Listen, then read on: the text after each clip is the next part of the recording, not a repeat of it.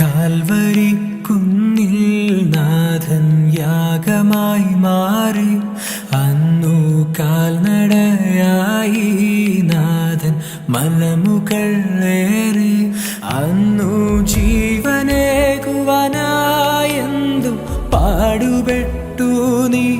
അന്നു ജീവനേകുവാനായെന്തു പാടുപെട്ടു നീ.